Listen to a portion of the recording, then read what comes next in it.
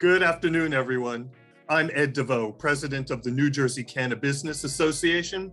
We are the state's first and largest trade association for the cannabis industry. I want to welcome everyone to our premier, I would love to say trademarked. I don't think I can quite say that, but this is Lunch and Learn.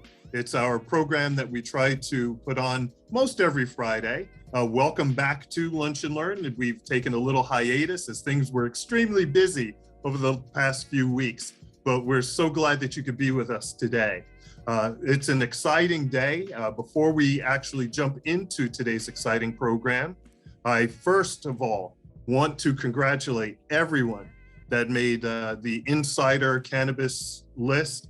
I want to congratulate all the members of the New Jersey CannaBusiness Association, all of the officers and staff that made the list. It truly is congratulatory, and it just goes to show what a great job everyone is doing. We're doing such a great job. We're working hard. We're working for this industry. And I want to, again, congratulate everyone that made the list, but especially our NJCBA members and staff and board members. I also want to thank our sponsors today. Our sponsors are Burton, Trent Public Affairs, Curaleaf, Dutchie, Financial Resources Federal Credit Union, Garden State Green, PROTEUS 420, Puffin Entrepreneurs and Investors, Saks LLP, the Sheet Metal Workers Local 19, Sprague Energy, and a big shout out to today's episode sponsor, Elucidation Strategies. Please do check them out. Elucidation, ELUCIDATION, Elucidation Strategies. I want to thank them for being today's episode sponsor. Do check them out. Excellent group to work with. They've been working with us now for some time. Great members, great group to work with. So with that being said, we have a great program today. We actually have two speakers. We're going to be starting off with Penni Wild. Penni is with the New Jersey Business Action Center, which is within the Department of Treasury. The BAC had some exciting news this week at the Cannabis Regulatory Commission meeting. And with that, Penni, I want to welcome you to Lunch and Learn. Hi, thanks, Ed, so much. Appreciate it. And thanks to the New Jersey CannaBusiness Association and to Carla and Jenna running things behind the scenes. And Rachel is going to be terrific. Just can't wait to hear everything. And I just saw in the chat that Elizabeth is here from Three Buds, got her conditional license. We celebrate absolutely everybody getting conditional licenses and going through the process. So yes, I am Penni Wild. I'm with the New Jersey Business Action Center. We are housed in the Secretary of State's office. And I'm going to give you just a little bit of an overview of the New Jersey Business Action Center, because we are literally probably one of the secrets inside of state government. And we just, as Ed said, just were awarded the privilege and honor of providing a technical training and assistance program for the cannabis applicants, particularly in the social equity and legacy, microbusiness, and the diverse owned businesses and impact zones. So we will be rolling that out in 2023. And so I'm just going to go through a little bit of how we can help now while everything is being developed. So if you haven't heard of us, we've been around for 30 plus years in some way, shape, or form, helping businesses throughout New Jersey. And we have a few different offices. One is the Office of Business Advocacy. And what they do is help with real estate site searches, finding locations when companies are growing, looking for a second location or coming into New Jersey. And then they also keep track of all the grants and incentives and financing. And then we have the Office of Small Business Advocacy. And they work with everybody from, startups just wondering, I think I want to get into business. What is it that, I want to do? Everything from licensing and certification. And they have a 1-800 number, and that's 1-800-JERSEY-7. That is staffed 5 days a week, 8 a.m. to 5 p.m. And they also have, if you go to business.nj.gov, there's a little chat button. And when you press that chat button, you will wind up speaking with somebody in the Business Action Center. And then we have the Office of Export Promotion. Many of you represent different clients. You know, you have friends and family who may have a business and have thought about exporting. And we also have services and grants that we award to small businesses. Most recently, we announced an initiative with the Secretary of State to help disadvantaged businesses in the food and beverage manufacturing sector, especially. And these are companies that, again, may have thought, I wonder if I want to export, but is there a market for that? And we help with trade shows, training people, getting them to trade shows, and putting their website in a different language, perhaps, to get ready for e-commerce business. So we really connect you to all the different government departments. So if you're having, a question about something like, a permit in some other area, or just need to get in touch with somebody, we can often get through. We can also guide you toward sources for capital, grants. I would love to say a lot of the different grants that are out there, but for cannabis, if they're federally backed or there's some sort of involvement with the federal government, then those loan opportunities are not going to be available. So we connect you with all these different places in the state and help you problem solve and provide any sort of technical assistance. We also have in the Business Action Center the State Planning Agency, and they actually help with the statewide planning objectives around land use and economic development and coordinate statewide planning. Recently issued a warehouse guidance document, and that is on our site as well. And then just fun, we also have the Motion Picture and Television Commission. And as many of you may know, there are really great incentives right now for that industry. We are booming with studios coming in and saying, gosh, we want to do our productions here in New Jersey. So if any of you are Marvel fans, a number of those films have been made here. And so we're excited about that as well. So business.nj.gov, if you go there, it's a very friendly website, has great search capabilities as well as the chat to reach our folks. And so these are just some of the features that are on there. There's also a tab, if you type in cannabis, you'll be able to get familiar with the application and what's needed for it. It doesn't actually start the application, but it's a good way to start thinking about the process. And then if you're interested in learning what's happening in the state on a regular basis, there is a newsletter, so you can sign up for that at business.nj.gov. And that is a partnership with the Office of Innovation and EDA as well. And then we have a variety of different publications when you go to our website, which is on the bottom of this slide, as well as business checklists to help you think about this. And frequently asked questions about, all the things. How do you create a business plan? How do you pick a name? If you're interested in franchising, how do you start that? And so right now with cannabis applicants, how we can help is with the things that we have been helping businesses with every day for 30 some odd years, finding out whether the business name that you want is available, getting an EIN number, creating a legal entity and business registration, and then also getting certified as a woman, minority, veteran-owned business and or small business. So again, you can call us at that 800 number. You can go online, and we're happy to send these slides to Ed so that you can send them out, because they do have links to everything that you would need. So how we're helping cannabis applicants, in addition to what we just talked about, is if you're trying to think about, well, I haven't really done a business plan. How do I make myself distinct? So we will you can talk with people to really identify your unique value proposition, which is something that you're going to need in the application. We can help you figure out what kind of license type you want to apply for and walk you through conditional or annual so that you can choose that path. And then on the CRC website, there is a really terrific document, 10 ways to prepare for submitting your application.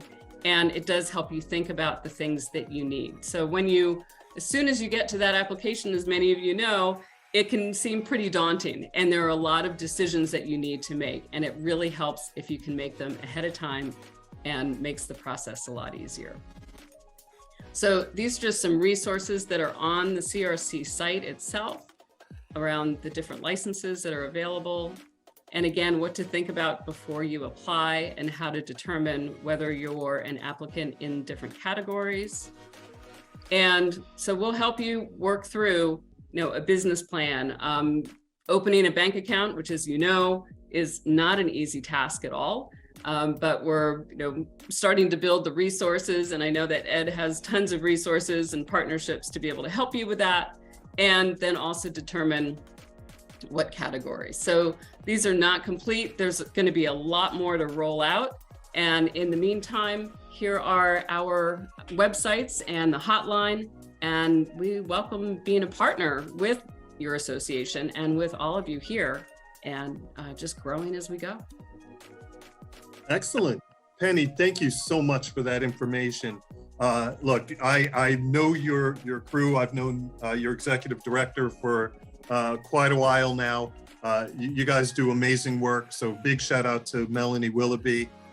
So look, what is it if I'm that new applicant, if I'm that person who's curious about entering the industry, when I show up, or when I get on the phone with you, or when I get on Zoom with you, what are the things that I should have in hand when I come to you so that we can actually get started and shows that I'm serious and that I'm really taking interest in this? What should I have in hand? You know what? We don't have any sort of preconceived notion that you need to have anything in hand. You can come on the phone with your passion and your excitement and be curious.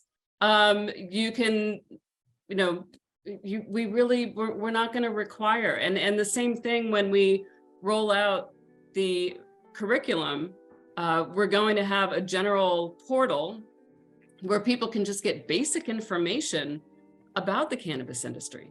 What is it? Why is social equity so important? How did we get here? Is this business for you? Discernment is, deciding whether to go into this industry or not is an important step. So we're here to help with that. Excellent, excellent. So I'll jump to a question. The 1027 meeting seemed to imply that you were doing a certificate program. When will that information be available? So the certificate program is what we're anticipating is that at some point down the line, this core curriculum, which is going to walk people through the application so they can actually have support step by step, will possibly be a certification requirement by somebody down the road. We don't know. But as you know, building an association, having the ability to do that up front is what we're building it toward with that in mind. But it's not going to be, right now, it's not a requirement for anything. It's just really there to assist you. And really the certification that you'll need is if you're women, minority, disadvantaged, veteran-owned business. Okay. And your hours of operation, if I'm calling and I want to speak to somebody live, what are the hours of operation? Sure, 8 a.m. to 5 p.m., Monday through Friday, except for state holidays. Check your calendar. There are more than what people might imagine, so. Right. Well, that's amazing information. Again, congratulations on your rollout. I know that you're still doing some work developing your infrastructure to help the cannabis community. So again, congratulations. Thank you so much for sharing. Thank you. Well, and I'm just going to add that we're going to be, all of our instructors and mentors are going to be from people that are working in the cannabis industry or with the cannabis industry, educating, advising. And so we want to hear from you. And we also need you to be registered to actually do business with the state in some way, shape, or form. And the best way to do that is to go to njstart.gov and fill out all the paperwork. So that way, when we get to that point and we start matching instructors with curriculum and mentors, then we'll be able to come to you, the experts. We know how to help a business get started and grow and everything else. There are a lot of people that are experts in the cannabis world, and it's such an amazing community. The people have been so gracious and inviting, and we're going to be inviting everybody from, at some point we're going to have a legacy to legal track. We'll have a conditional to annual conversion track. And so these tracks are going to be developed as we go through 2023, with the hopes that this core curriculum to help walk people through the application is going to be the first round. And that's, again, for specially designated categories. And we want to make sure that people have what they need, and then they can bring that to an attorney, bring that to your accountant, bring that to your advisor, and you're already, in the game. Excellent. Again, Penni Wild with the New Jersey Business Action Center. This is part of normalizing the cannabis industry. Everyone, you're going to be speaking with and working with an organization just like any other business. Penni, thank you so much. Stick around, and we'll come back to you maybe a little bit later. If not, please feel free to use the chat feature to put additional information. Great. Thank you so much, Ed. Appreciate it. Thank you. Now, our next very special guest, Rachel Ardenoy. Rachel is with RZA Legal, and we are proud to have RZA Legal as part of the New Jersey CannaBusiness Association and participating with us today at Lunch and Learn. So Rachel, welcome. Thank you so much. Thank you. I really appreciate it. It was a pleasure meeting you a few weeks back. It's brunch and learn for me. It's 10:20 here in Colorado. But I moved out to Colorado in 2015 and established RZA Legal to exclusively work with cannabis businesses, and started as a solo, like many of the folks who may be on this call, getting into their cannabis, journey, and slowly but surely grew my team as business has grown, assisting small business in the cannabis industry in Colorado and now also in New Jersey. And so I'm so happy to be here. Unluckily, one of my clients was one of the awardees of the conditional licenses last week. So we're excited too. We're working with applicants, helping them along their journey as well, getting into this industry. It's really exciting coming off the heels of Penni, because I absolutely love and I'm super excited to see what the Business Action Center is doing for New Jersey. You have, you're standing on the shoulders of other states like Colorado, who's been doing this for 10 years and, doing it right from the get-go, which is really exciting to see. We're just in Colorado, just getting these technical assistance programs going for social equity applicants. But the Business Action Center, like you said, it's a matter of normalizing this industry and bringing it into the existing small business infrastructure that the state already offers. So it makes absolute sense. There's no point in recreating the wheel here. But that being said, cannabis is slightly different because it's so exceptionally regulated as compared to many other types of businesses. And so I thought today I'd just share, some of my experience on the pitfalls and how to avoid those when you're a small business owner, as well as keeping money in your pocket. My team, when people come to my firm and ask for assistance getting started up, we say we'll do as much or as little hand-holding as possible, but know that there are resources like the Business Action Center, like the New Jersey CannaBusiness Association, like these lunch and learns, for people to get that information on the industry and figure it all out. But that said, it is a bit of a different process. And so even those who have been very successful in other businesses in other areas, when pivoting into cannabis, some of those techniques just don't work, or they're just not quite suited for the level of licensing and the process that someone has to go through to start this kind of business. So I did also want to share, I know it's tempting when you're sort of bootstrapping your first small business to try to do everything yourself. I did the same thing when I first started my cannabis law firm. I said, I'll do my marketing and I'll do my bookkeeping and I'll do all these things that are really not in my lane, not in my zone of genius, right? I'm a cannabis attorney. I focus on regulatory compliance, business strategy, and bookkeeping was not the thing that I should have been spending my time on. That said, we all have to start somewhere, right? So I did my bookkeeping for a few months, right? Until you realize, you get these different resources around you. So, one thing I learned, because as a solo, when I started my firm, I said, I don't want to grow a team. I just want to be me. I want to get this started and get off the ground and do this all myself. Because, it really made me nervous for a team to sort of rely on me. But you know what?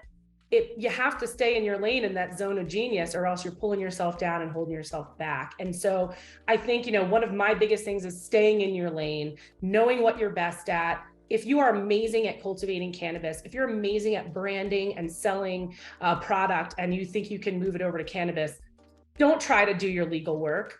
Don't try to do your accounting work, right? Find people who will support your values and your mission, and you will 100% do better that way, because you're not wasting time, losing money, making mistakes in things that you never should have, that was not the goal anyway. Again, I get it. I'm a small business owner myself, women-owned business, cannabis business. So, Google won't take my ad money either, even though I don't touch the plant. All I do is work with cannabis companies. So I definitely get the red tape and the challenges of being a small business owner and things of that nature. So that's kind of what I wanted to the biggest part to share with is staying in your lane, focusing on your genius, using those resources, the Business Action Center. One thing that I loved that Penni highlighted was the business plan. Now, many of you on this call are familiar that the conditional application essentially asks for your business and management plan right off the bat. So you need that first step. But not just there, you need that for a number of things. A landlord's not going to lease you a property without seeing your business plan, most of them. And if they do it without a business plan, you better believe they want a personal guarantee on that lease. And so, there's really, it's not just a check the box requirement, it's a how am I going to be a successful entrepreneur, and really planning and mapping it out as opposed to just winging it, right? And especially those who are coming into this industry who are passionate about cannabis and the culture, but have maybe not owned a business in the past.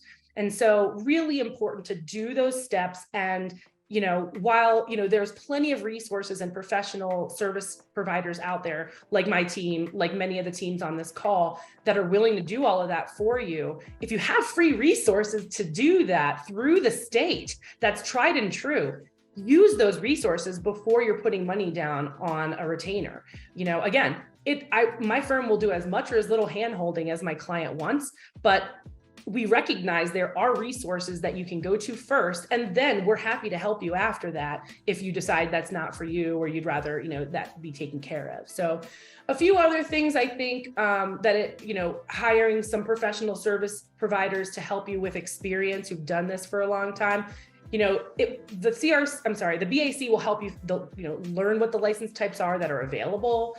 They'll help you create a business plan under that. But the step to think about in between is a compliance expert and a regulatory expert. And the reason why is because maybe your type of business, like for instance, you're thinking you have a really amazing product you want to manufacture.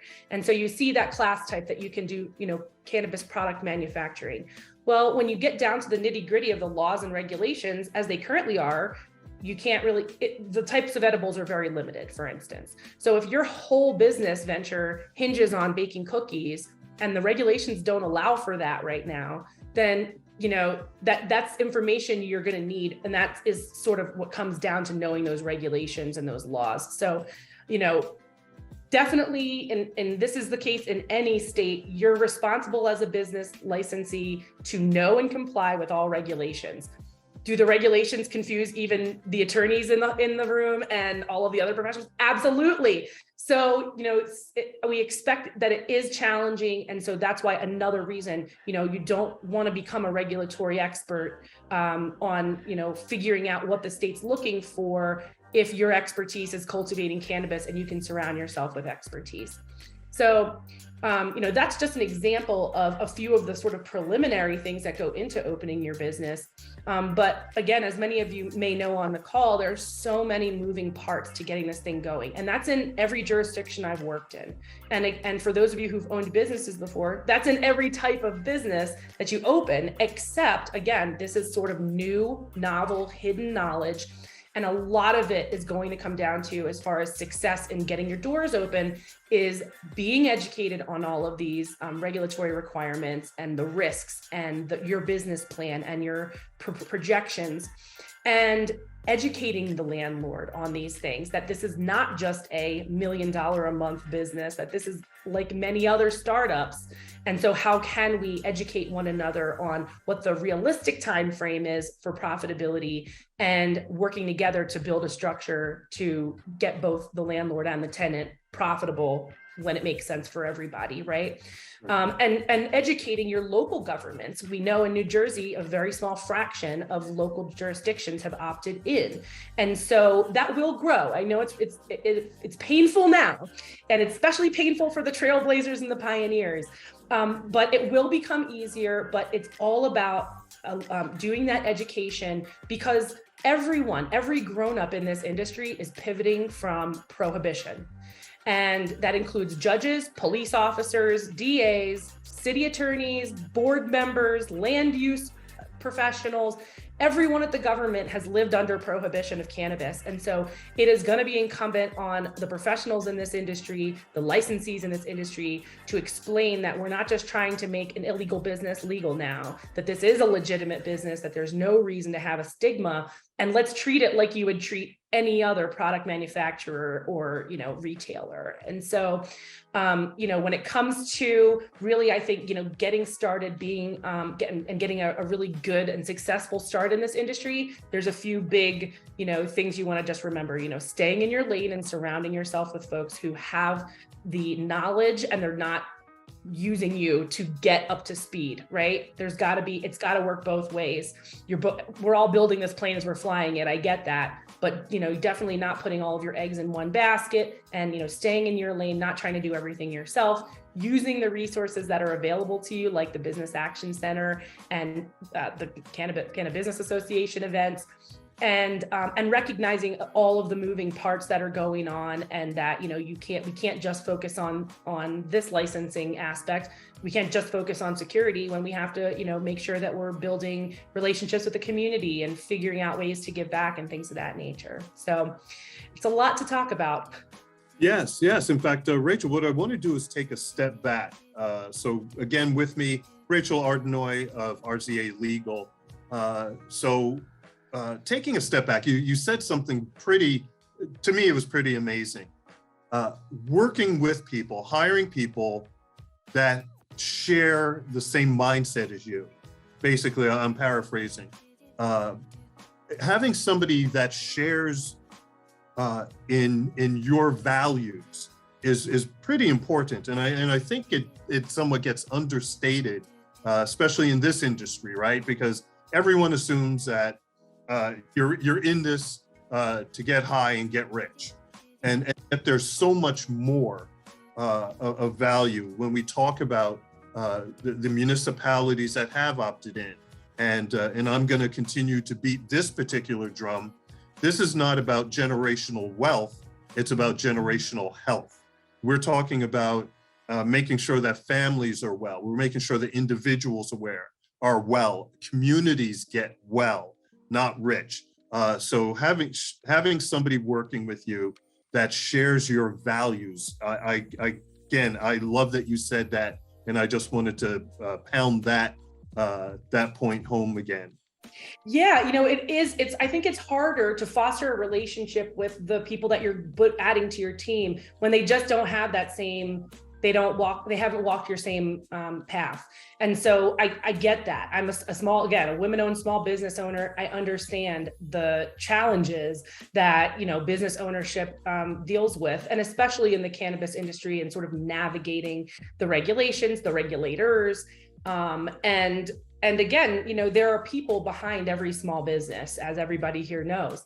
I do this because I firmly believe that cannabis should never have been prohibited, and that it really causes more good than harm in our society as compared to the many other things that we have to face. This business also allows me to put food in the mouth of my 3 and 5 year olds. So I get that. We're for families that are benefiting from working in this industry, decreasing the stigma, educating the general public on, like you said, this is not just a get high and get rich quick scheme. This is really going to be a part of life, just like any other, thing we have, a store we have in our community. Absolutely. Right. So I know this is, I tend to ask this question, but it's a reality, and I'm not putting you on the spot. Don't mean to, but to your point, you are going to need professionals. You're going to need subject matter experts. Right. That as much as the BAC, the Business Action Center, can help you create certain deliverables, at the end of the day, you're going to need an attorney for those operating or internal agreements. You're going to need a CPA. You're going to need someone to help you with your finances. So I'm going to throw it out there. How much, right? If you're looking to get to even that get over the first hurdle, the application process, making sure that everything is in place so that at least when I go for that piece of property, if I'm a conditional or if I'm an annual or conventional license, and I'm doing all of this, how much should I consider having liquid so that I can make sure that I get all my tickets punched? Absolutely. So I've seen it range all over the map, because one thing to think about too is there are non-attorneys who are out there doing some of this work as well, right? Setting up, doing application work, doing compliance work. And so it really does range depending on the outfit you're working with. It also depends on a few other things I've run into in working, watching New Jersey and seeing everything get set up, is that there are attorneys who are very familiar with the area you're working in, right? They have those connections with the local leaders, and they know the community, but they know nothing about the cannabis industry because it's brand new there, versus other attorneys like myself who've dedicated years living out in Colorado doing the work, and then bringing that back to the state and saying, these are, this is the language that I speak already. So those are things you definitely want to look at when you're vetting your attorneys. And I've had clients come to me in New Jersey who are like, we're already working with a group, but it's a consulting group, and if you need to do a land use variance, for instance, in New Jersey, that requires being represented by an attorney. And so they asked if I could do that, and I said, I'm honored that you asked me to do it. I said, but what the specific item you're asking for, land use, there are land use attorneys that are in New Jersey that aren't going to charge you the cannabis rates, because they don't need the cannabis knowledge for what they're doing. You're asking for a variance, they do variances all day long. So I said, again, while I'm honored and I'm happy to work with you on that, I think you're gonna save some money by hiring a local attorney to do that type of work, right? So I think that's something to think about. You don't have to put all your eggs in one basket. And if an attorney is telling you, I can handle everything start to finish, that's a red flag, right?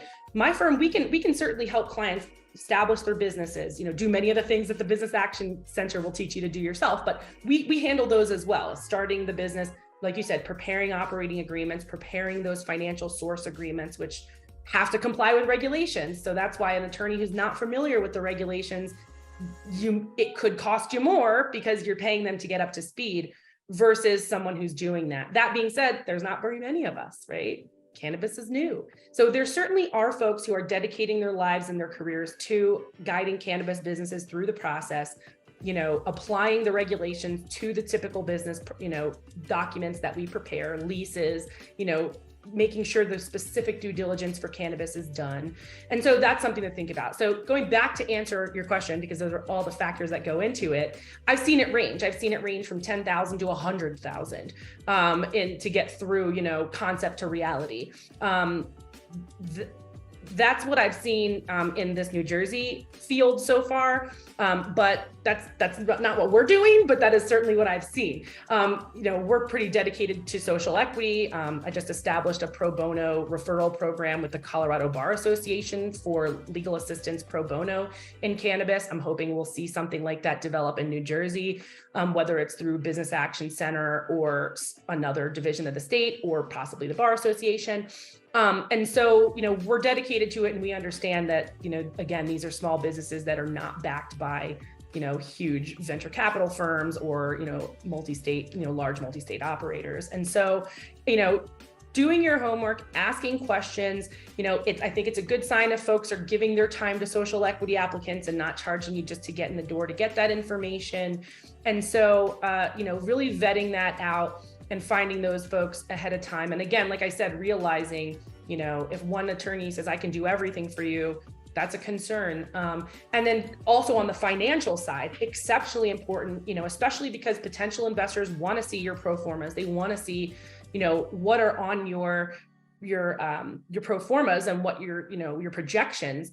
And whenever folks send me their projections to take a look at ahead of time, I always tell them, number one, where's your burn rate? Where's the 30% you're going to burn off the top from someone burning you, right? Whether it's time, whether it's permitting fees, whether it's something that's just not in any of the other line items. And then additionally, the legal. A lot of times I'll see legal where people will put like $20,000. I'm like, did you get a quote from an attorney on that? Or are you just guessing? Is that just the thought or the wish of what the legal fees are going to look like? So, that's definitely something to think about when you're looking at those is, adding in a premium, guess that the numbers, those expenses might be a little higher. And then of course, 280E and other tax related issues, it's like, how about you just whack 15% off the top of your profit and then look at your make some projections. So it is an expensive job, expensive industry to get into, unfortunately. But, people are doing it. There's still margins to be made. And again, it's a huge opportunity in New Jersey now because there's just not a lot of market out there. Right. So Rachel Ardenoy of RZA Legal, thank you so much for sharing all of those factors that people may not have been thinking about as they're looking to enter this industry, but they should consider these things. Thank you so much. That was a wealth of knowledge, and we really appreciate you. Thank you so much for sharing today. Thank you. I want to thank both our guests, Rachel Ardenoy of RZA Legal. I want to thank Penni Wild from the New Jersey Business Action Center. Thank you all so much for joining us today. I want to thank our sponsors, Burton Trent Public Affairs, Curaleaf, Dutchie, Financial Resources Federal Credit Union, Garden State Green, PROTEUS 420, Puffin Entrepreneurs and Investors, Saks LLP, the Sheet Metal Workers Local 19, Sprague Energy, our preferred energy partner, and today's episode sponsor, Elucidation Strategies. Well, I want to thank everyone for participating. A big shout out to, once again, the Power 100 list, those from the New Jersey CannaBusiness Association, and all of you that have made the list. Thank you for your work. And I'm going to digress here a little bit. I want to give a big shout out to Jay Silent Night. He's performed on our Lunch and Learn programs in the past. Jay Silent Night actually treated me to a great show last night. He performed, he had other performers, and it was all for my 60th birthday. So Jay Silent Night, thank you, man, for hooking me up with your skills. Thank you for putting together the acts last night. Had a great night. So it was amazing. So Jay Silent Night, thank you. Thank you all. Jenna Ray Russo, our Deputy Executive Director, thank you. Carla Pollack, thank you for production. And all of you, have a great weekend. Do tune in next week for Lunch and Learn once again. And also December 6th, get ready, December 6th for our winter or holiday networking event. That will also be in New Brunswick. Thanks for joining us. Take care, everyone. Let's hang on for a moment as people are in the chat still, and we'll be signing off shortly. But thank you all.